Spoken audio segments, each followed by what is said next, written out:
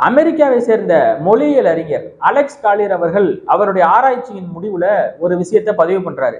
உலகத்தில் முதல் மனிதன் பேசிய மொழி தமிழ்தான் என்று. அப்போது இந்த உலக நாடுகள் எல்லாம் தமிழினத்தை திரும்பி பார்க்கவில்லை. ஜப்பான், சைனா, ஆப்பிரிக்கா இது போன்ற நாடுகளில் இருக்கக்கூடிய சில மொழிகள், அந்த மொழிகளில் இருக்கக்கூடிய எழுத்து வடிவமும் பேச்சு சொற்களும் தமிழ் மொழியோடு 90% ஒத்துப்போகிறது. அந்த மொழி தமிழ் மொழியிலிருந்து தான் உருவானது என்று தமிழர்கள் தான் அந்த மொழியை கற்றுக் கொடுத்தார்கள். தமிழ் மொழியிலிருந்து தான் தங்களுக்கான மொழியை அவர்கள் உருவாக்கி கொண்டார்கள் என்பதற்கு பல்வேறு ஆதாரங்கள் இருக்கு. அது மட்டும் இல்லை, கன்னடமும் கலிதெலுங்கும் கவின் மலையாளமும் உன் உதிரத்தே உதித்து ஒன்றுபல ஆயிடணும். என்ன சொல்ல வராங்க அப்படின்னா, கன்னடம், மலையாளம், அப்புறம் தெலுங்கு இதெல்லாம் உன் உதிரத்திலிருந்து பிறந்தது என்று தமிழ்தாய் வாழ்த்து பாடல்லே இருந்தது. அது தமிழின தலைவர் கலைஞர் கருணாநிதி அவர்கள் நீக்கிட்டாரு. பிற மொழிகளை இழிவுபடுத்துற மாதிரி இருக்குன்னு இப்படிலாம் இருக்கு. ஆனாலும் நம்மள யாருமே திரும்பி பார்க்கல, ஒரு அதிகாரப்பூர்வமா அறிவிக்கல. உலக நாடுகள் எல்லாம் நம்மளை திரும்பியே பார்க்கல. இன்னும் சொல்ல போனா உலகத்துக்கே தேவையான ஒரு பொதுமறை திருக்குறளை தந்த திருவள்ளுவர் தமிழினத்தை சேர்ந்தவர், தமிழர். அப்படிப்பட்ட ஒரு பொதுமறையை கொடுத்துமே தமிழினத்தை யாரும் திரும்பி பார்க்கல. உலக நாடுகள்லாம் திரும்பியே பார்க்கல. ஒரே ஒரு இடத்துல தேசிய தலைவர் ஈழத்துல அடிச்சாரு, உலக நாடுகள் எல்லாம் நம்மளை திரும்பி பார்த்துருச்சு. தமிழர் என்று ஒரு இனம் உண்டு, தமிழ் மொழி உலகத்திலேயே தலை சிறந்த மொழி, அவங்க தனிநாடு கேட்டு போராடிக்கிட்டு இருக்காங்க அப்படின்னு சொல்லி உலகமே திரும்பி பார்த்தது.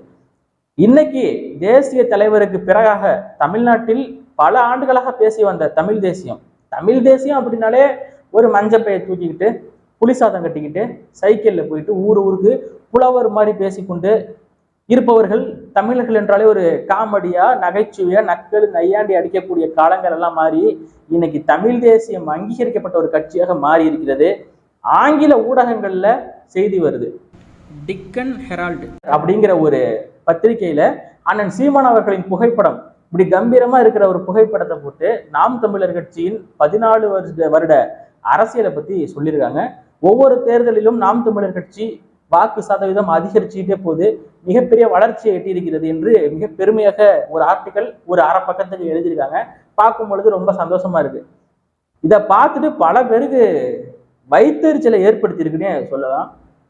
எப்பவுமே நாம் தமிழர் கட்சியில ஒரு விஷயத்த சொல்லுவாங்க பெரும்பாலான நிர்வாகிகள், ஒரு 4 திராவிடன் நம்மளை பார்த்து கதறுகிறான் என்றால் நீ செய்யும் செயல் சரியானது என்று. ஒரு 4 ஆரிய கூட்டம், சங்கி கூட்டம் நம்மளை பார்த்து கதறதுன்னா நீ செய்யும் செயல் சிறப்பானது, சரியானது, அப்படியே தொடர்ச்சியா செஞ்சுக்கிட்டு அப்படின்னு சொல்லுவாங்க. அவர்கள் நம் மீது வீசப்படும் விமர்சனம் என்பது எங்களை காயப்படுத்தும் கற்கள் அல்ல, அது வெறும் சொற்கள் தான். அதை ஏத்துக்கிறதும் நம்மளுடைய மனப்பான்மையை பொறுத்துதான் இருக்கு அப்படின்னு சொல்லி அண்ணன் சீமான் அவர்கள் சொல்லுவாரு. அதே மாதிரி மற்றவங்க நம்மளை பாராட்டும் பொழுதும் அதை பார்த்து ரொம்ப பெருமை அடைஞ்சு ஒரு ஹைப்பாய் நிற்க வேண்டாம்.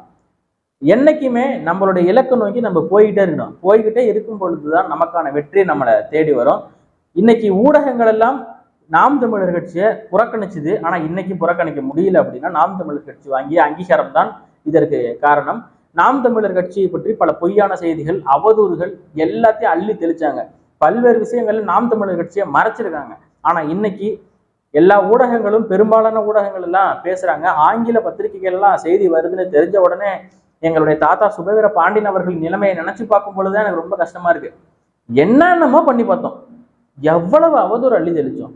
கிட்டத்தட்ட ஒரு 45 நாள் 2 பெண்களை வைத்துக்கொண்டு அந்த செய்தியை மட்டுமே தலைப்புச் செய்தியாக போட்டுக்கொண்டு எப்படிலாம் பண்ணீங்க? அதோட விட்டீங்களா?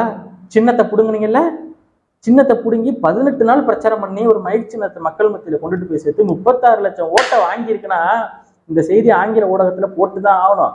முதன்மை ஊடகங்கள் எல்லாம் பேசிதான் ஆகணும். எந்த கட்சியாலும் செய்ய முடியாத ஒரு மிகப்பெரிய சாதனையை நாம் தமிழர் கட்சி செஞ்சிருக்கு. 50 வருஷ திராவிட கழகம், 100 வருஷ திராவிட கழகம்னு பேசுறீங்க. சின்னம் இல்லாம, உதயசூரியன் சின்னம் இல்லாம உங்களால ஒன்றும் பண்ண முடியாது. அதே போல ரெட்டலை சின்னம், தாமரை சின்னம், கை சின்னம் இதெல்லாம் காலங்காலமா மக்கள் மண்டையில ஏறி போயிருக்கு. நேரா போய் அதுலதான் குத்துவாங்க. ஆனா மைக்கு, அது மைக்கு மாதிரியே இல்லை, அந்த காலத்து மைக்கு. அதை எடுத்துட்டு போய் மக்கள் மத்தியில சேர்த்து இன்னைக்கு ஒரு மிகப்பெரிய கொள்கை பிடிப்புள்ள ஒரு கட்சியாக தமிழ் தேசிய கொள்கையை நாம் தமிழர் கட்சி நிரூபித்து காட்டியிருக்கிறது. இனிமே நம்ம தமிழர் என்று பேசும்பொழுது நக்கல் நையாண்டிலாம் அடிக்க முடியாது. நம்ம தூய தமிழ்ல பேசும்பொழுது எவனும் சிரிக்க முடியாது. தமிழ் தேசியம் இந்த தமிழ்நாட்டில் மலர வேண்டும். ஏன்னா இது தமிழ்நாடு, இது தமிழர்களுக்கான நாடு. யாரும் வரலாம், வாழலாம், நாங்கள் தான் ஆளுவோம் என்று சொல்வது நான் இல்ல.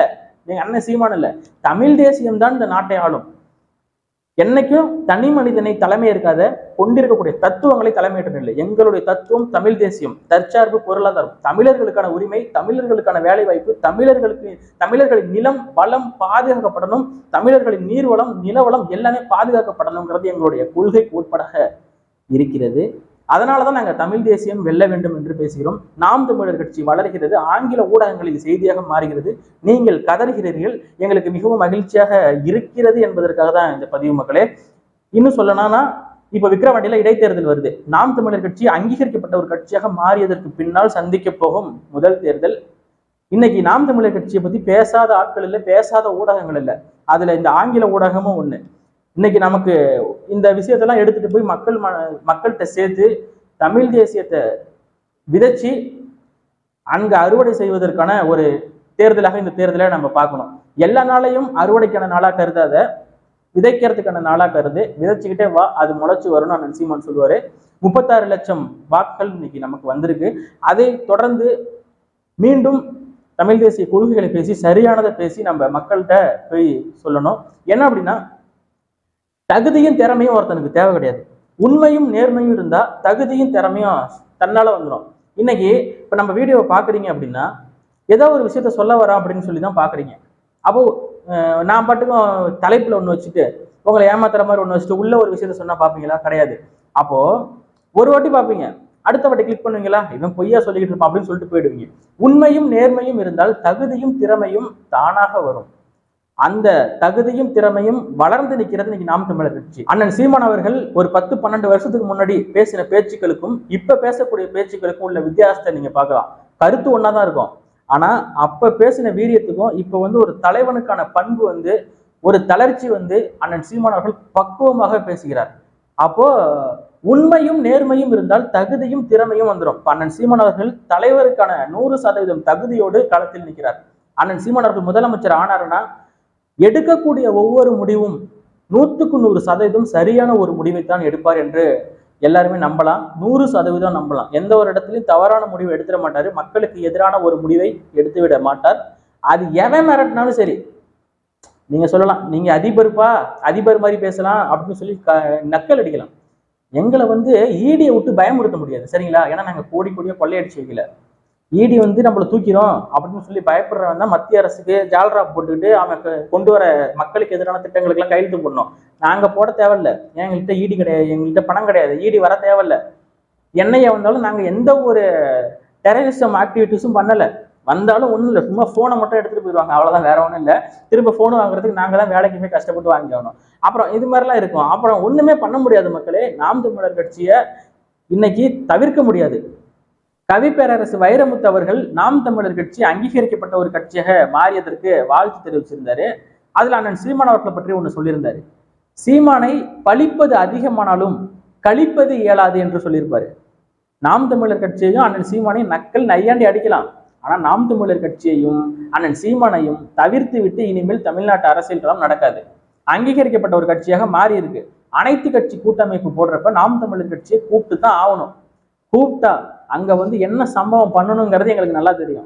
உன் இடத்துக்குள்ள உங்க ஆளுங்க 50 பேர் முன்னாடி பேனா செலவை ஒரு நாள் நான் உடைக்கிறேன்னா இல்லையான்னு சொன்னார்ல. இனிமே அனைத்து கட்சி கூட்டமைப்பை நீங்க போட மாட்டீங்கன்னு நல்லா தெரியும். போட்டா நாம் தமிழர் கட்சியை கூப்பிட்டாகணும். காணொலி பிடிச்சிருந்ததுன்னா லைக் அண்ட் சப்ஸ்கிரைப் பண்ணுங்க. லைக் அண்ட் சப்ஸ்கிரைப் பண்ணுவது ஆங்கில வார்த்தை, அதை தவிர்க்க முடியாதுன்னு நான் சொல்லியிருந்தேன். அதுக்கு ஒரு தோழர் கமெண்ட் பண்ணியிருந்தாரு, கையை உயர்த்துங்கள், கீழே தெரியும் சிவப்பு பொத்தானை அழுத்துங்கள் அப்படின்னு சொல்லியிருந்தாரு. அப்படி சொல்லுங்கன்னா சரி, ஓகே, அப்படி சொல்லிட்டு போயிடுவோம். இதுல என்ன இருக்கு? நன்றி, வணக்கம்.